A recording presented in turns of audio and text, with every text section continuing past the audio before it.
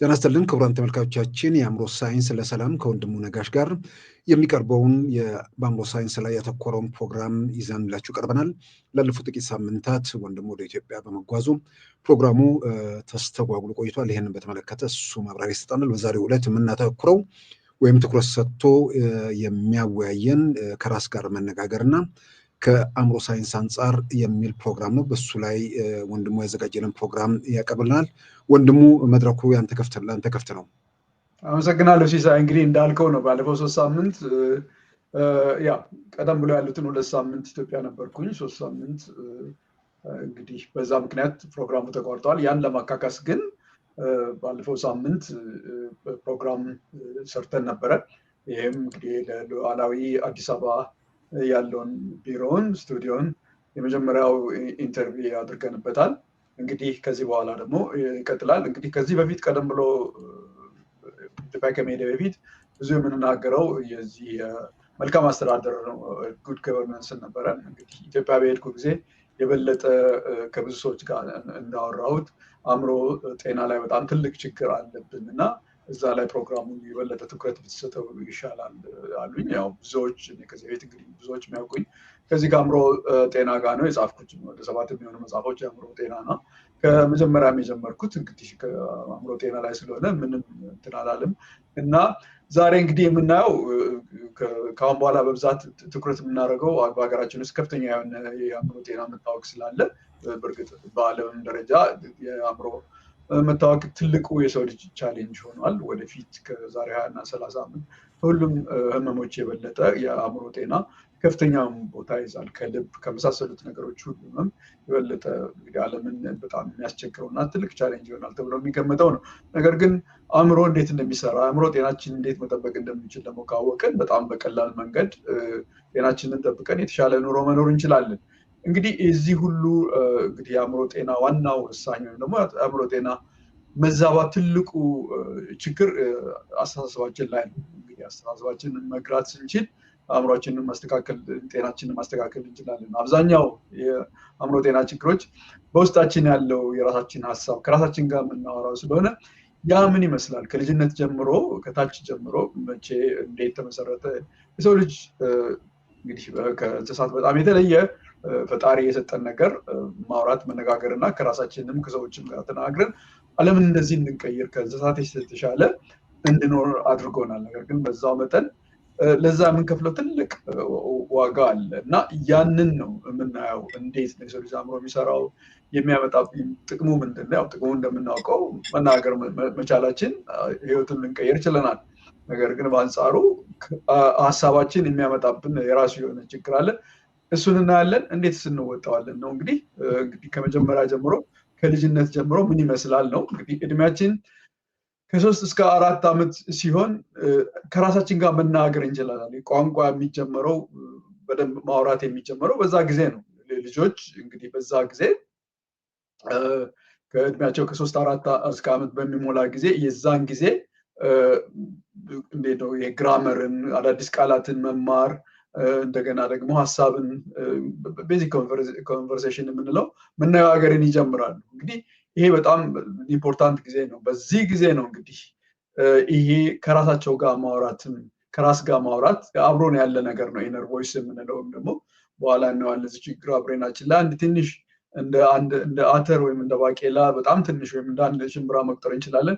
ያቺ የአንጎል ክፍላችን የራሷ ስራ አላት። ይሄ ኢነር ቮይስ ከራሳችን ጋር የምናወራው አሁን እንደዚህ ያደርጋለሁ፣ አሁን ተነስቼ እናጥባለሁ፣ ይሄን ሄዳለሁ፣ ከስራ ስመለስ እንዲያደርጋለሁ ብለን ለራሳችን እንዲህ ብለኝ እንዲላለው እንዲህ ብትለኝ እንዲላለው ምንለው ሁሉ የሚጀምረው በዛ እድሜ ነው። እኔ ያ ማለት እንግዲህ ከራሳቸው ጋር በደንብ ለማውራት ሀሳባቸውን ለመግለጽ ከሰዎች ጋር እንዴት ኮሚኒኬት ለማድረግ ይሄ እንግዲህ በዛ እድሜ ከ3 እስከ 4 ዓመት ባለው ጊዜ እንግዲህ የበለጠ ሴቶች ቶሎ ቋንቋ እንትናቸው የግራ ብሬናቸው ፈጣን ስለሆነ እነሱ በቋንቋ ከወንዶች ይበልጣሉ እና እንግዲህ ይሄ በዚህ ጊዜ ኢነር ቮይስ የምንለው ነገር ከራስ ጋር መነጋገር ከራስ ጋር ማውራት የሚባለው ነገር ልጆች እንዴት ነው ችግርን የመፍታ ፕሮብሌም ሶልቪንግ እንደገና ደግሞ ባህሪያቸውን መቆጣጠር እንዴ እኮ አይደለም ለምን እንዲህ ማድረግ የለብኝም እኮ እናት አባቴ ይቆጡኛል እንደዛ አይነት ነገሮች ይጀምራሉ። ይሄ ሰልፍ ቶክ ነው። እንግዲህ ሰልፍ ቶክ አንደኛ ችግሮችን ለመፍታት ይሄ ነገር ቢመጣ ሂሳብ እንደዚህ ተሰጥቶኛል እንዲያርግ መስራት አለብኝ አስተማሪ ሆምወርክ ሰጥቶኛል። ይሄ ከ3 ከ4 ዓመት ጀምሮ ሰልፍ ቶክ የምንለው ነገር ይመጣል። እንደገና ደግሞ ባህሪን ለመቆጣጠር ይረዳል። ያ ነው መጀመሪያው። እንግዲህ ይሄ ሌፍት ቦራካስ ኤሪያ የምንለው እዚች ጋር ግራ ብሬናችን የሚታየው ቦራካስ የአንድ ፈረንሳይ ኒውሮሳይንስ ስም ነው።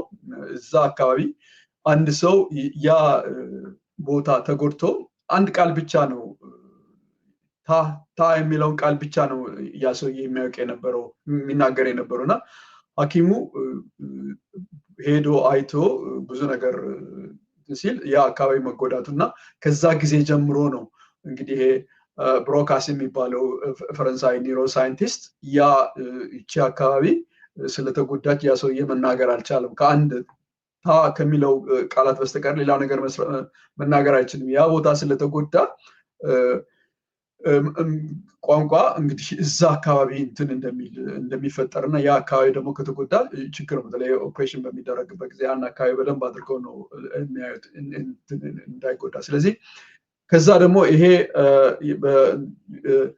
ብሪንክስ ኤሪያ የሚባለው እዚህ አካባቢ ወደዚህ ብዙ ግራ አንጎላችን ነው። ያ ደግሞ እንዴት ነው ሰዎች የተናገሩትን የሰማነውን ቋንቋ በደንብ አድርገን ትርጉም የምንሰጥበትን እና እዚህ ግራ ብሬናችን ላይ ነው። ይሄ አካባቢ ሲጎዳ በተለይ በስትሮክ በምናምን ሲጎዳ ሰዎች የመናገርም የመስማትም ብዙ ችግር ያጋጥማቸዋል። ስለዚህ ይሄ አንጎል ክፍላችን ይቺ አንጎል ክፍላችን ብሮካስ ኤሪያ የምትባለዋ ናት። እንግዲህ ከፍተኛ የሆነ ከታች ከ3 ከ4 ዓመት ጀምሮ የሰልፍ ቶክ የምንለው ከራሳችን ጋር መናገር የምንጀምረው እንግዲህ ይሄ ሰልፍ ቶክ በጣም ይገርማል።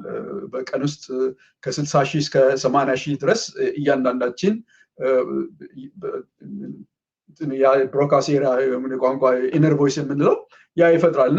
ከዚህ ከ60 እስከ 80 ሺህ እንግዲህ ብናስበው በሰዓት ብናሰላው ከ2500 እስከ 3300 ይደርሳል። እንግዲህ አቨሬጅ ነው። እያንዳንዱ ሰው የራሱ ይለያያል። እንግዲህ ሌላው ትልቁ ነገር ምንድነው? በእርግጥ 60 ሺህ እና 80 ሺህ ወይም ደግሞ 2500 እና 3300ን መቆጣጠር ወይም ደግሞ መቁጠር አንችልም። በጣም ከባድ ነገር ነው። ማንም ሰው ቁጭ ብሎ ያን ነገር አያደርግም። በእርግጥ ሳይንቲስቶች የራሳቸው የሆነ መንገድ አለው ያንን ያደርጉ። ነገር ግን አንድ ነገር ማድረግ የምንችለው ምንድነው? ከነዚህ ውስጥ 80% 70 እስከ 80% የሚሆነው ተደጋጋሚ የሆነ ሪሳይክል ያደርጋል። ዛሬ ተነስቼ ይህን ቤት ጉዳይ እንዴት አድርጌ ይህን ጉዳይ ቶሎ ሳልፈጽም ምናምን ነገም ያን ደግመዋል። 70-80% ሰዎች ጋር ያለን ስጋት የሚሆን ጥሩም ነገር ያ የተደጋገመ ነገር ነው።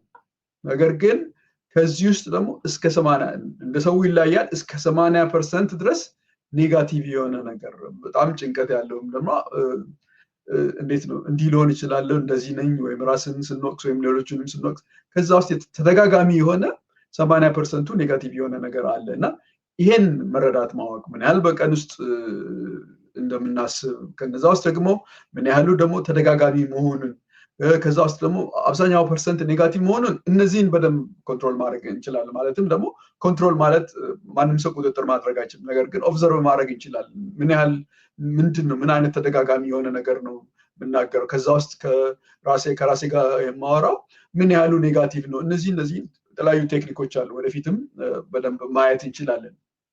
እና ዋና መረዳት ያለብን እንግዲህ ከ60 እስከ 80 ሺህ በቀን ውስጥ እንደገና ደግሞ በሰዓት እስከ 2500 እስከ 3300 ድረስ የሚሆን አማካይ የሆነ የሰው ልጅ ሐሳብ ከራሱ ጋር ያወራል ያመነጫል። እንግዲህ ከዚህ ውስጥ 70 እስከ 80% የሚሆነው ተደጋጋሚ ነው። ዛሬ ያወራነው ተነገም ተነጎዳም የምንደጋግመው ነገር ነው። ከዚህ ውስጥ ትልቁ ችግር ግን 80% እስከ 80% ድረስ ኔጋቲቭ ሊሆን ይችላል እና ይሄንን በደንብ አንደርስታንድ ማድረግ አለብን። እንግዲህ የሚለው ምንድነው እዚህ ላይ እንደምናየው ዶንት ቢ ቪክቲም ኦፍ ኔጋቲቭ ሰልፍ ቶክ ከራሳችን ጋር ቪክቲም መሆን የለብንም። ምክንያቱም የራሳችን አንጎል የሚፈጥረው ነገር ፕሪዲክት ነው የሚያደርገው። ይሄ ሳይንቲስቶች አንዳንዴ ምን ይላሉ አእምሮችን ጀስት ፎልቲ ማሽን ነው እና ፕሪዲክት ማድረግ ነው ወርስት ኬስ ሴናሪዮን ይወስዳል። ያንን ግን እኛ ሰምተን ቪክቲም ነው የምንለው። አብዛኛው አእምሮ ጤና ችግር ያለው ከዚህ እስከ 80% በሚሆነው ኔጋቲቭ ነገር ነው። ምክንያቱም አስተሳሰባችን በባህሪያችን ላይ እና በስሜታችን ላይ ይወስናል። እኔ መጥፎ ነኝ፣ እኔ እንደዚህ ነኝ፣ እንዲህ ብዬ ራሴን የምል ከሆነ ያ ሀሳብ ይሄ ኔጋቲቭ ሀሳብ እኔ ከሰዎች እንድርቅ የሚሰማኝ ባህሪ ይቀየራል ማለት ነው። እንደገና ደግሞ የሚሰማኝ በጣም ዝቅተኝነት ይሰማኛል ማለት ነው። ነገር ግን ያን ነገር መቀየር ብችል እኔ እኮ እንደማንኛውም ሰው ጤናማ ሰው ነኝ፣ ማድረግ እችላለሁ፣ እንጂ ብቃት ያለኝ ሰው ነኝ ብዬ ያን ነገር ሀሳቤን ከቀየርኩኝ በስሜቴና በባህሪ ላይ ለውጥ ይኖራል። ጥሩ ነገር ይሰማኛል። ባህሪ ደግሞ ከሰዎች ጋር ኢንጌጅ ላደርግ ይችላል። ስለዚህ በጣም ትልቁ ነገር የሰው ልጅ ምንድነው? ትልቁ ውስጥ ሰላም ለማግኘት የአእምሮ ጤና ለማግኘት ራሳችን አእምሯችን እንዴት እንደሚሰራ እንዴት አድርጎ እነዚህን ሀሳቦች እንደሚያመነጭ እና እንግዲህ የሚለው ምንድነው? ሪሜምበር ዩ አር ዘ ሊስነር። ያ ያየናት ትንሿ ክፍል የአንጎላችን ክፍል ታመነጫለች። ኔጋቲቭም ጥሩንም መጥፎንም ትላለች። ነገር ግን ያ ሁሉ እውነት አይደለም።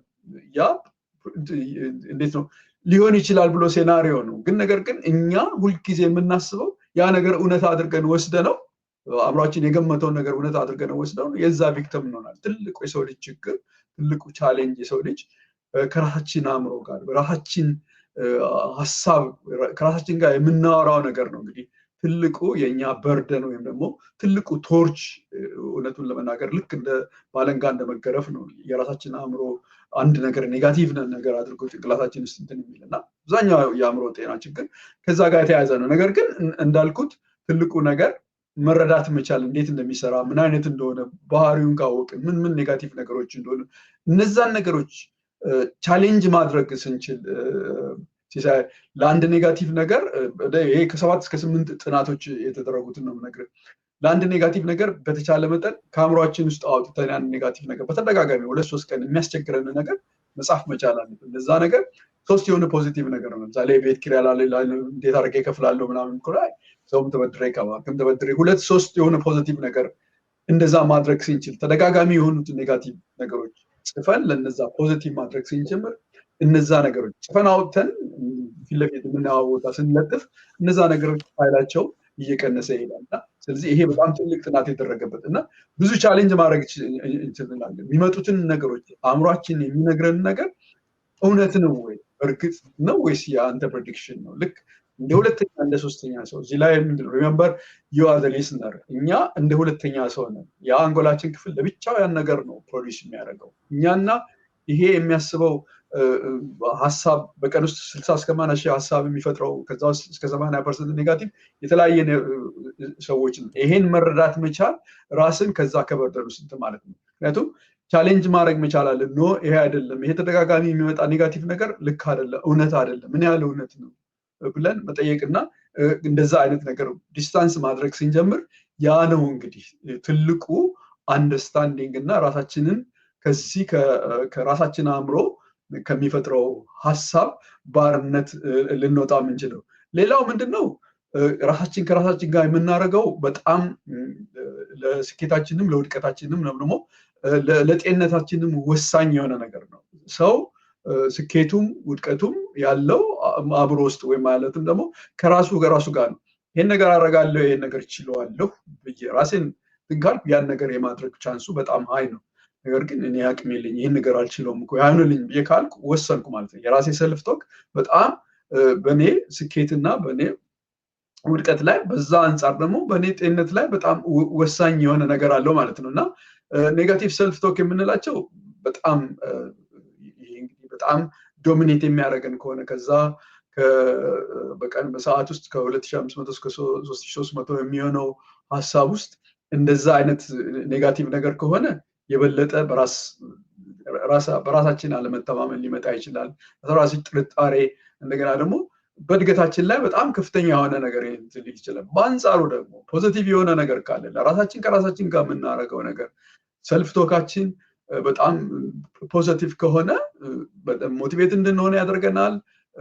ኮንፊደንስ በራሳችን መተማመን ሊኖር ይችላል። እንደገና ለጤንነታችን በጣም ወሳኝ ነው። ስለዚህ ስኬትም ጤንነትም ያለው ራሳችን ከራሳችን ጋር የምናወራው እንዴት እንደሚሰራ ማወቅና እሱን ደግሞ ፖዚቲቭ በሆነ ነገር መቀየር መቻል፣ እሱን ቻሌንጅ ማድረግ መቻል የመጀመሪያው ነው።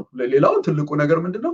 እኛና ይሄ የሚያስበው የአንጎል ክፍላችን የተለያየን መሆናችንን እውነታ አይደለም፣ ቻሌንጅ ማድረግ እንችላለን፣ ያንን ነገር ስክሪፕቱን መቀየር እንችላለን ማለት ነው። እንግዲህ የኛ ሰልፍ ቶክ ወይም ራሳችን ከራሳችን ጋር የምንናገረው እንዴት ነው አስተሳሰባችንን እምነቶቻችንን ሁሉ ቅርጽ ያስይዘዋል እና ባህሪያችን ላይ ይወስናል እና በአጠቃላይ ያንድን ነገር በህይወታችን ላይ ለሚመጣው ነገር ላይፍ ኤክስፒሪየንሳችንን ሼፕ ያደርገዋል። ስለዚህ አስተሳሰባችን ወይም ማለትም ደግሞ ከውስጣችን ከራሳችን ጋር የምናወራው ነገር በጣም ወሳኝ የሆነ ነገር ነው። እንግዲህ ፖዚቲቭ የሆነ ነገር ኮንስትራክቲቭ ኢነር ቮይስ በጣም ጠንካራ እንድንሆነ ያደርገናል።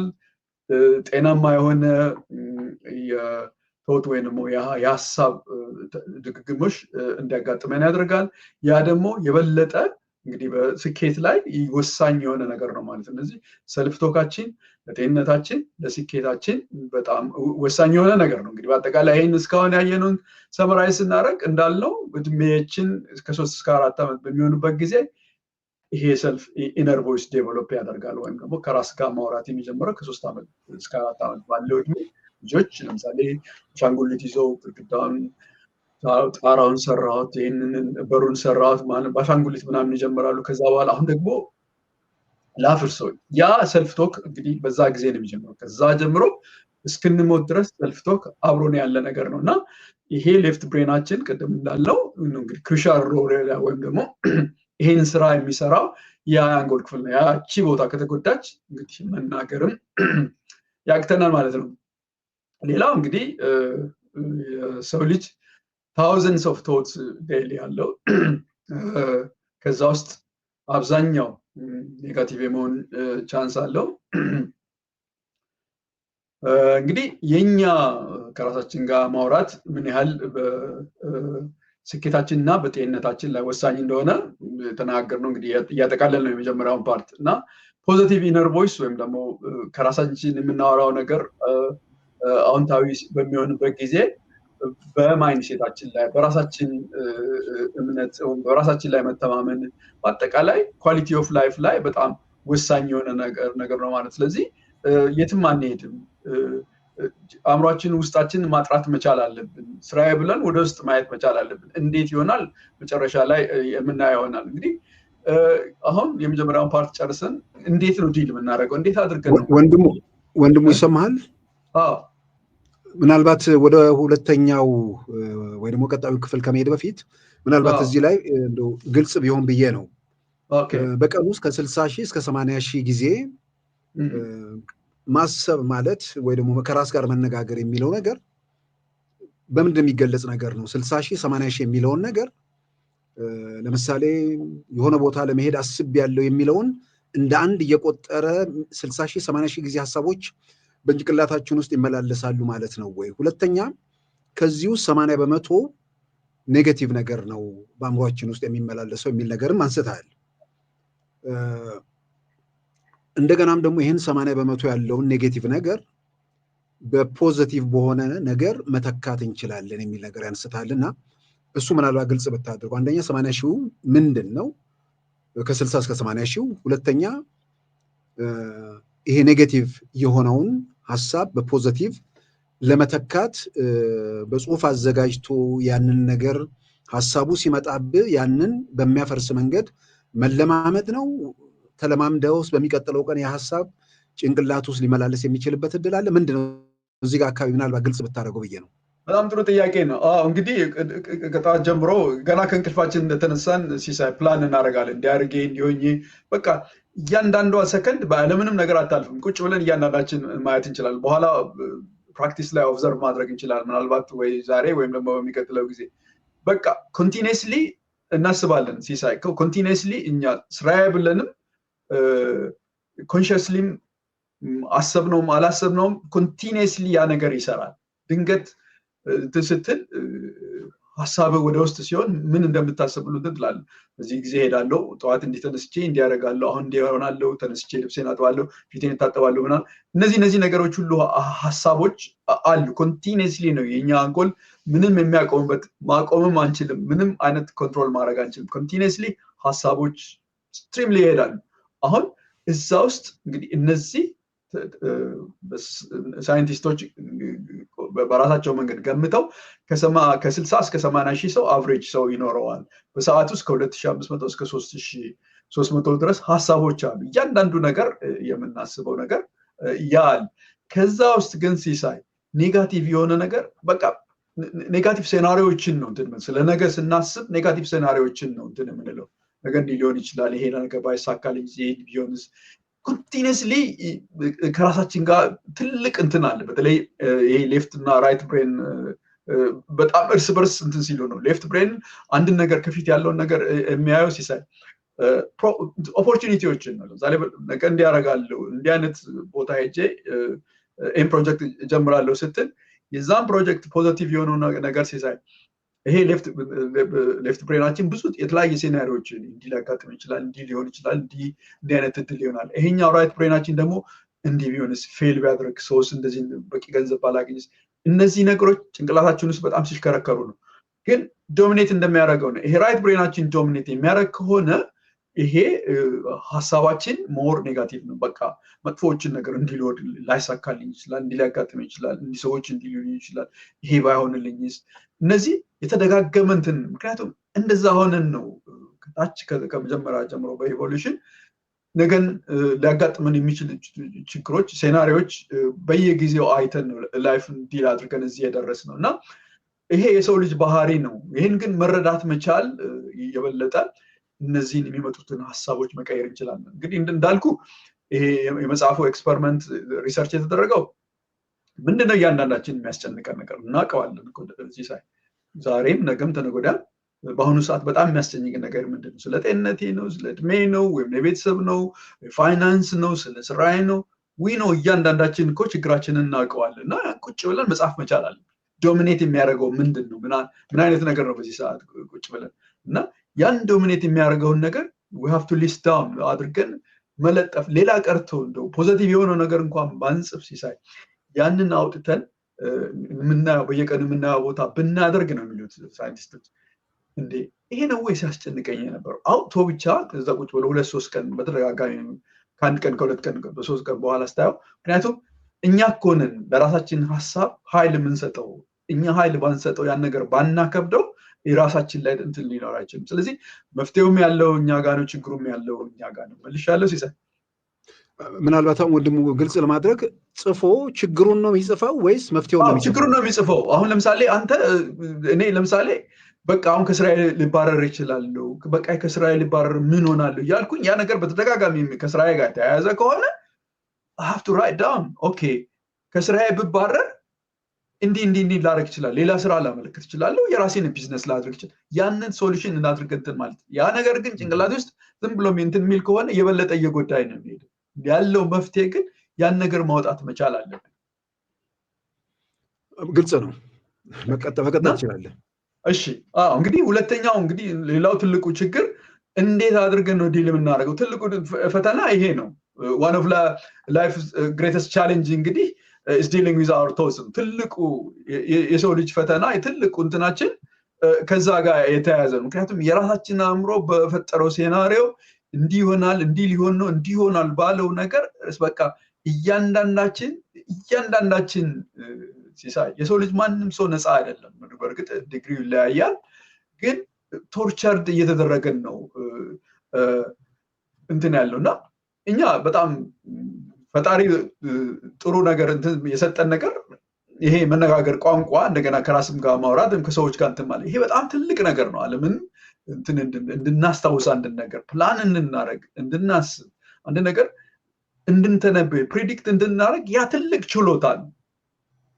ነገር ግን ይሄ በህይወታችን ላይ በእርግጥ በጣም ትልቅ ነገር እንትን ብሏል እና ዓለምንም እንደዚህ እንድንቀይር አድርጎናል። በቴክኖሎጂ ጨረቃ ላይ እንድንወጣ በኤአይ እንድናደርግ መናገር፣ ማሰብ፣ ከራሳችን ጋር ማውራት መቻል ነው። እንግዲህ አዲስ ሀሳብን እንድንፈጥር እንዲህ ባረገውስ፣ እንዲህ ለዚህ ችግር እንዲህ አይነት መፍትሄ ብፈልግስ ብዬ ከራሴ ጋር አውርቼ ነው ሳይንቲስትም ልሁን ምንም ልሁን ፈጣራም አንድ ነገር ላድርግ። ያ በጣም ትልቅ እንግዲህ ፈጣሪ የሰጠን ነገር ነው። አኒማልስ ወይም እንስሳት በአንጻሩ የነገር ላክ ያደርጋሉ። የለም እንደዛ ነገር ማሰብ ማሰላሰል ምናምን የለም። ነገር ግን እነሱ ትልቁ ነገር ምንድነው? እንደኛ በሐሳብ አይሰቃዩም። እንግዲህ ባለፈው እንትን ለማለት በኢንተርቪው ላይ ለመናገር ሞክሬ ነበር ታስታውስ እንደሆነ እኛም ለምሳሌ ዝንጀሮም ውሻም ቤት ውስጥ ምናምን ይኖር አንድ ተኩስ ወይም ደግሞ ትልቅ ነገር ፈንጂም ይሁን ምን ትልቅ ድምፅ ቢሰማ የሁላችን የስሜት አንጎል ፋይት ፍላይት ፍሪዝ የምንለው ዊዝን ፍራክሽን ኦፍ 0.0 ሰከንድ ውስጥ አክሽን እንድንወስድ እናደርገው ያን አካባቢ ጥለን እንድንወጣ ያደርገናል። አንድ ላይ ወተን እኩል ወተን ያን አካባቢ ለቀን እንወጣለን። ነገር ግን ሀሳብ ይመጣል። አሁን እነሱ ያ ነገር ከተረጋጋ የሚበሉ ከሆነ እዛም እንደገና ቦታ ተመልሰው ይሄዳል። እኛ ግን የምንድን ነው ማን ነው ሰው ሊገለኝ ነው ሊያጠፋኝ ነው እንዲህ እነዚህ ነገሮች አሉ። በእርግጥ በአንድ በኩል መፍትሄ ፍለጋ ነው፣ ሁለተኛ ራሳችንን ካደጋ እንትን ግን በአንጻሩ ደግሞ የዛኑ ያህል እነሱ ምንም በርደን የለባቸው እኛ ያለን በርደን ግን ያን ነገር ስጋት ይፈጥርና ሁለተኛ እንደዚህ ቢሆንስ ማን ሰው ሊያጠፋኝ ፈልጎ ነው ምንድን ነው ምናምን እያል እኛ እንጎዳለን። ስለዚህ እነሱ ከዚህ አንጻር በጣም ደህና ናቸው። ስለዚህ እኛ በአንድ በኩል ሀሳብ ጠቃሚ ህይወትን እንድንቀይር ቢያደርገን በሌላ በኩል ግን ትልቁ ችግር እሱ ነው። እንግዲህ በጣም ትልቁ ነገር ሰፈር የምናደርገው ትልቁ የሜንታሊቲ ችግር የራሳችን ሀሳብ ከሚፈጥረው ጋር ነው እና የራሳችን አእምሮ ነው ቶርቸር የሚያደርገን እና በቃ ልክ ከእንስሳት የሚለየን ይሄ ነው። እነሱ በዛ አይነት ነገር ሜንታሊቲ ችግር የለባቸውም። በእርግጥ ሌላ ሜንታሊቲ እንደ ዲፕሬሽን የመሳሰለ አለባቸው ነው የሚባለው አኒማል ላይ። ነገር ግን ከሀሳብ ጋር የተያያዘ ነገር እነሱ ጋር የለውም እና በጣም በሚያሳዝነው መንገድ በጣም ሊሚትድ የሆነ ኮንትሮል ነው ያለን። ምንም ሀሳብን ማቆም አንችልም። ማንም ሰው ሀሳቡን ሊያቆም አይችልም። ለዚህ ነው ችሎታ የለንም። ሲሳይ ማንም ሰው ለሰከንድ ወይም ለደቂቃ አሁን ማሰብ የለብኝም አላስብም ማሰብ አቆማለሁ ብሎ ማንም ሰው ምንም ሊያደርግ አይችልም። ቁጭ ብለህ ያን ነገር ብትል ሌላ ሀሳብ በተደጋጋሚ ይመጣል። እያንዳንዳችን መሞከር እንችላለን። ነገር ግን አንድ ነገር ማወቅ አለብን። እኛ ኮንትሮል ማድረገው አቅም ከሌለን ያን ነገር ከኛ ጋር የተለያየ ነገር ነው ማለት ነው። እኛ የምንፈልገው ሌላ ነው፣ አንድ ራሱን የቻለ እኛ ላይ ዶሚኔት ሊያደርግ። ነገር ግን እኛ ከዛ አቅም ከሌለን ነገር ከሀሳባችን ጋር ያለንን ግንኙነት ብናስተካክል ጋፕ ብንፈጥር በዛ ነገር ቶርቸር አንሆንም ነው እንግዲህ ሳይንሱ የሚነግረን እና ያው ትልቁ ችግር የሰው ምንድነው እውቀት የለንም። አንደኛ ኮንትሮል የማድረግ አቅም የለንም፣ ሀሳብን ማቆም የለንም። ሁለተኛ አብዛኛው ሰው በጣም ትንሽ ነው እውቀቱ፣ በጣም የተወሰነ ሰው ነው ምናልባት በሳይንስ ወይም ደግሞ በብዙ መንገድ እንደዚህ አይነት ነገር ወስዶ ካልሆነ በስተቀረ እንዴት አእምሮ እንደሚሰራ እንዴት ሀሳብ እንደሚሰራ ከሀሳብ እና እሱ ማለት የተለያየ ኢነርቮይስ ባህሪው ምን እንደሚመስል እንዴት ቻሌንጅ ማድረግ እንደሚቻል ለዛ ደግሞ እንደ ማይንድፉልነስ የመሳሰሉ ነገሮች ይሄ ኮግኒሽናል ቢሄቪራል ቴራፒ ወይም ደግሞ ቶክ ቴራፒ የሚባለው ነገር በዚህ ላይ አንድ መጽሐፍ ከዚህ በፊት ጽፌያለሁ ወደ 2014 ገደማ አስተሳሰብን መግራት ነው የሚለው። እዚህ ሀገር ሲቢቲ ኮግኒሽናል ቢሄቪራል ቴራፒ ከዛሬ 10-15 ዓመት በፊት በአንድ ጊዜ ወደ 10,000 ባለሙያዎችን ነው ያሰለጠኑት በዚህ በቶክ ቴራፒ ላይ። ምንድን ነው እነዚህ ሰዎች የሚያደርጉት?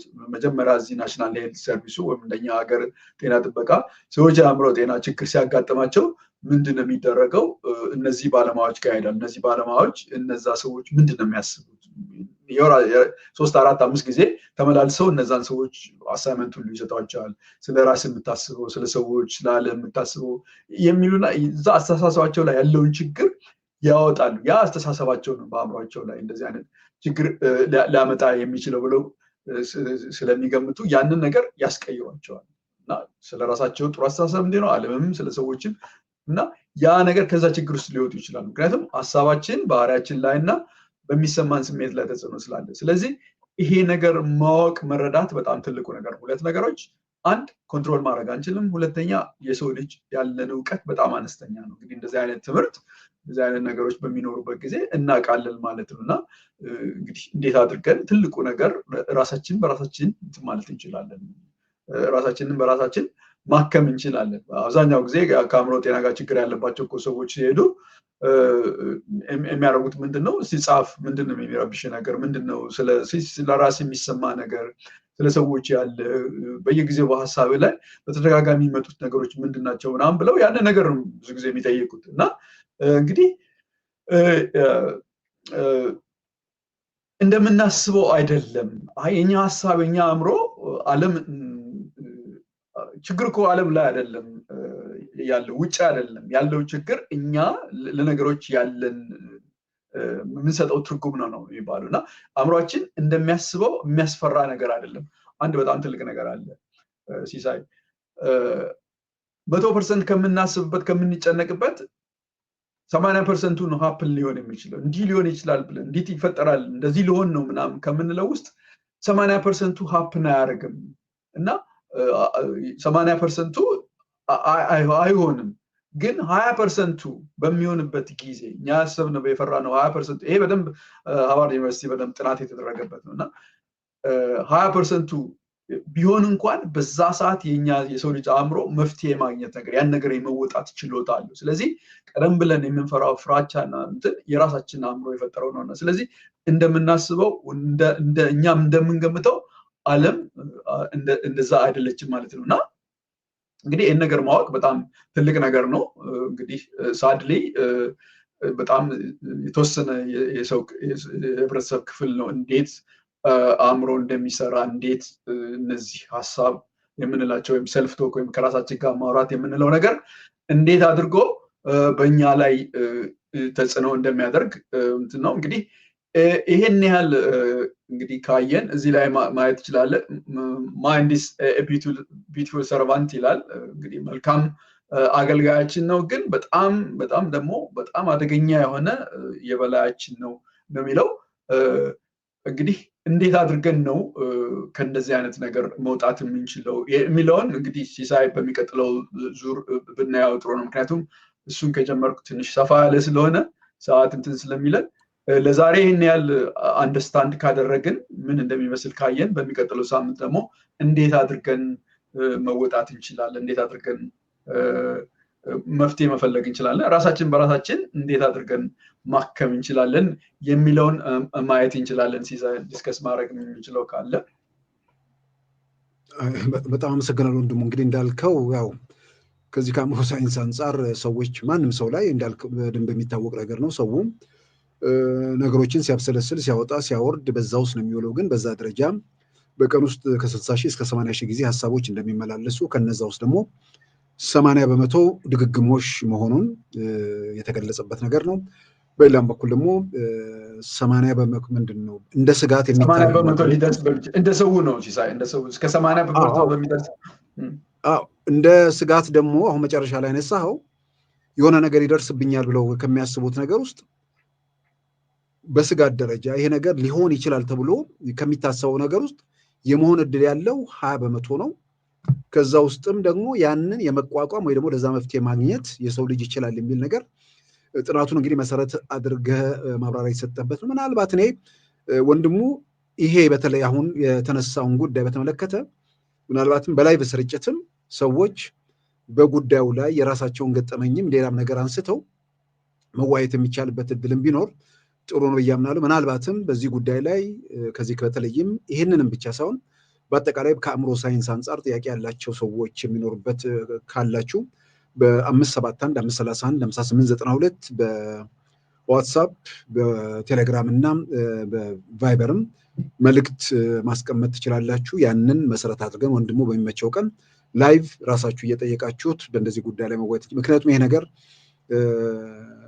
ዝም ብሎ የአእምሮ ጤና የሚለው ነገር የዕለት ተዕለት ህይወታችን ነው። ከባድ አድርገን የምናየውን ነገር ከሳይንሳዊ ከጥናት አንጻር ደግሞ ራሳችን ልናስተካክለው ልናርመው አስፈሪ የምንለውን ነገር ደግሞ ልንቆጣጠረው እንደምንችልም የሚጠቁም ነው። አንዳንዱ ደግሞ ከአቅማችን በላይ የሆነም ነገር እንዳለም ግልጽ ነው። ያው ደግሞ ከአቅም በላይ የሆነውን ነገር ደግሞ በግልጽ እንደሚታወቀው መንፈሳዊ በሆነ መንገድ ደግሞ ሰዎች የሚወጡት እንደሆነ ይታመናል። ምናልባት ወንድሙ እንደማጠቃለያ ነገር የምትሰጠው የላይቭ ስርጭት እድሎች ቢኖሩ በዛ ላይ ለመቅረብ ያለህንም ትችላለህ አትችልም፣ እሱንም ጭምር እንደማጠቃለያ አንሳልን። እኔ ደስ ይለኛል ሲሳይ። እንግዲህ ሜንታል ሄልዝ የአእምሮ ጤና እኔ ሙያ አይደለም አእምሮ ሳይንስ እንግዲህ ያው ከዚህ በፊት ብዙ ጊዜ እንደተናገርኩት ታላቅ ወንድሜ የአእምሮ ጤና ችግር ስላለበት ነው እዚህ ዓለም ውስጥ የገባሁት። መሐንዲስ ነኝ። በዚህ የተነሳ በጣም ብዙ ስራዎች ኢትዮጵያ ውስጥ በአቅሜ ብዙ ነገር ለማድረግ ሞክሬያለሁ። ያለፉትን 11-12 ዓመት ከአእምሮ ጤና ጋር ከጤና ጥበቃ ሚኒስቴር ከአማኑኤል ሆስፒታል ጋር ከተለያዩ በየቦታው በዩኒቨርሲቲዎቹ እንግዲህ በራሴ ወጪ ጅማ እና እንደ ድሬዳዋ የመሳሰሉት እንደ ሐዋሳ እነዚህ በጫት ብዙ ሜንታል ሄልዝ ችግር ያለባቸው እንትኖች ብዙ ለማድረግ ሞክሬያለሁ እና በጣም ደስ ይለኛል። ሰዎች ጥያቄያቸውን እንትን ብለው አቅርበው ያንን ነገር ላይፍ በደንብ አድርገን ዲስከስ ማድረግ እንችላለን። እኔ የምመርጠው ሰዎች ቀደም ብለው ጥያቄያቸውን ቢልኩና በዛ ጥያቄ ላይ በደንብ ተዘጋጅቼ ሀሳብ ብሰጥ እንደገና ደግሞ እንዴት ነው እኔ የአእምሮ ሳይካትሪስት አይደለሁም። ሀሳብ የምሰጠው ከሳይንስ አንጻር ነው። እንደገና እነዛ ሰዎች ሕክምና የሚያስፈልጋቸው ከሆነ የት ቦታ ሄደው ማጋ መታከም እንዳለባቸው ኢትዮጵያ ውስጥ እነዛ ነገሮች በየጊዜው የማደርገው ነው። እኔ እዚህ እንግሊዝ ሀገር ውስጥ ኢትዮጵያን ፎር ኢትዮጵያንስ ዩኬ የሚል እንትን ውስጥ አለን። ያ ምንድን ነው የተወሰኑ ሰዎች ያን ነገር አቋቁመን የሜንታል የአእምሮ ጤና ችግር ያለባቸው ሰዎች ብዙ ጊዜ እኔ ጋር ይደውላሉ እና እነዛ ሰዎች ሐኪም ጋር የት ቦታ መሄድ አሉ። እኛ ኢትዮጵያን ካውንስለሮች አሉ፣ ሳይካትሪስቶች አሉ። እነሱ ጋር የሚገናኙበት መንገድ ከኢትዮጵያም ሰዎች ይደውሉልኛል የት ቦታ መታከም እንደሚችሉ ምን አይነት ሐኪሞች እንዳሉ እነዚህ ነገሮች እንትን ለማለት ሞክራለሁ እና በጣም ደስ እያለኝ ለመርዳት ሞክራለሁ። እና የአእምሮ ጤናን እንግዲህ የምናየው ሲሳይ እውነቱን ለመናገር እንደዚህ አይነት ፕሮግራም ከመከታተል ይልቅ ብሬኪንግ ኒውስ ላይ ነው። ያው ራሱ ሌላ እሱ የአእምሮ ጤና ትልቅ ችግር የፈጠረው ነገር ነው እና ሰዎች ወደ ራሳችን ወደ አእምሯችን ጤናችን በጣም ትልቅ ችግር ነው ያለው ኢትዮጵያ ውስጥ። ድሮም አውቃለሁ ግን አሁን የሰማሁት በጣም ትልቅ እንትን ነው። እንደውም አንድ ሰው ኤግዛምፕል ለምሳሌ የሰጠኝ ምንድነው በተለይ እዚህ በቲክቶክ ላይ አንድ ሰው ወጣት ራሱን አጥፍቶ ከዛ በኋላ ስለሱ ሲወራ ወደ 600 የሚሆኑ ኮሜንቶች እኔም እንደዚህ ቢሆን እኔም እንደዚህ ይሰማኛል፣ መገላገል ይሻላል ከዚህ ህይወት ምናምን እንደዛ አይነት በጣም ትልቅ አለ። በተለይ ከህይወት ጋር ተስፋ የመቁረጥ እና ይሄ በጣም ትልቅ በተለይ ቤተሰብ አካባቢ ወላጆች አካባቢ ያን ነገር ትኩረት ሰጥተን አእምሮን ጤና እንደ አንድ ትልቅ ችግር ማየት እንደ ሀገር ብናየው በጣም ጥሩ ነው እላለሁ። ሲሳይ አመሰግናለሁ። ደግሞ እንዳልኩ እንግዲህ ከሳይንስ አንጻር አንተ ያው ሙያ አይደለም የሚለው ምናልባት ሙያ ምንድን ነው የሚለውን ጥያቄ የሚያስነሳ ነው። አንድ ሰው ከአንድ በላይ ሙያ እንደሚኖረው ምንም የሚያጠያይቅ ነገር አይደለም። በጉዳዩ ላይ በርካታ መጽሐፍት አንብበሃል፣ ተመራምረሃል፣ ራስን መጽሐፍ ጽፈሃል፣ በጉዳዩ ላይ ስልጠና እየሰጠ ነው። ስለዚህ በዛ ደረጃ ምናልባት በዚህ መስክ ያጠኑ የተለያዩ ሰዎች የራሳቸውን አስተዋጽኦ ያደርጋሉ። በዚህ ሙያ ተምሮ ደግሞ በዚህ መጠን እንኳን ያደረጉ ሰዎች ላይኖሩ የሚችሉበት እድል አለ። ለጉዳዩ በስሜት ነው የምትለው በፓሽን የምታደርገው ነገር ስለሆነ በተለያየ መንገድ ብዙ አስተዋጽኦ ይኖራል ብዬ አምናለሁ። በሌላ በኩል አሁን ከራስ ማጥፋት ጋር አያይዘም እዛው ላይ ኮሜንቱ ላይ ቀረበ ያልከውን ነገር ሲታይ በአንድ በኩል ከአእምሮ ሳይንስ አንጻር የአእምሮ ጤናን በመጠበቅ ወይ ደግሞ ራስን ለአደጋ ባለማጋለጥ ረገድ ወይ ደግሞ ስጋት፣ ጭንቀት ሲመጣ ራስን እንዴት መከላከል ይቻላል የሚለው ከዚህ ከሙያ አንጻር የሚሰጡ ነገሮች ይኖራሉ። በሌላ በኩል ደግሞ ይሄ ነገር ቤተሰብም አለ። ከቤተሰብም በላይ ግን የእምነት አባቶች፣ መንፈሳዊ ተቋማት ትልቅ ኃላፊነት አለባቸው። እንዲህ አይነት ነገር የማይጨበጡ የማይዳሰሱ ህብረተሰብ ላይ የተደቀኑ አደጋዎችን በመንፈሳዊ ነገር ሰውን ወደ እግዚአብሔር በማቅረብ እነርሱም ከእግዚአብሔር ጋር በመነጋገር አንዳንድ ምላሽ የሚሰጡበት ነገር ስለሆነ ከማንም በላይ እንዲህ አይነት ነገር ችግሮች ካሉ የመንፈሳዊ የእምነት ተቋማት የሁሉም ኃላፊነት ስለሆነ እነሱም ትኩረት ቢያደርጉበት ተገቢ ነው ብዬ አምናለሁ። የኢትዮጵያ ብቻ ሳይሆን በዓለም አቀፍ ደረጃም ያለ ችግር ነው። የኢትዮጵያን ደግሞ የኢትዮጵያ የእምነት ተቋማት በዚህ ጉዳይ ላይ የራሳቸውን ስራ ቢሰሩ ተገቢ እንደሆነ አምናለሁ። ወንድሙ ያው እንዳልከው በሳምንት እንገናኛለን። የዛሬውን በዚሁ አጠናቀናል።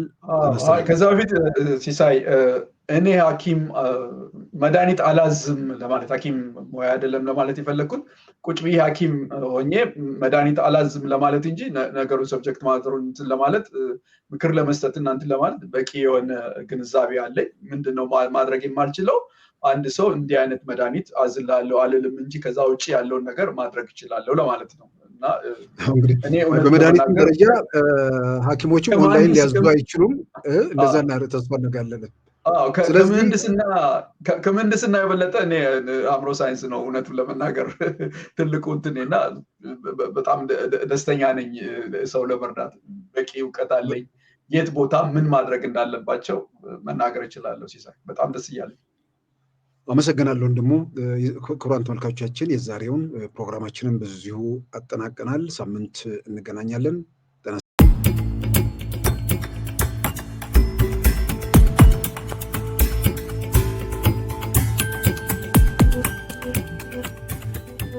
ተኩስ ከአፈሙዝ አይጀምርም። ጦርነት ከድንበር አይነሳም። ጥላቻ ከአንደበት አይሾልክም። ሁሉም የሚጸነሱት በአእምሮ ውስጥ ነው። ሁላችንም በአንገታችን ተሸክመነው የምንሄደው ይህ ክብ ጭንቅላት በጥላቻ ያበደ ኒውክለር ቦምብ ሊሆን ይችላል። የሰላም ቅል ሊሆንም ይችላል። የአእምሮ ሳይንስ ጭንቅላታችን ለሰላም መግራት ይቻላል ይላል። እንዴት ሆኖ? በየት በኩል?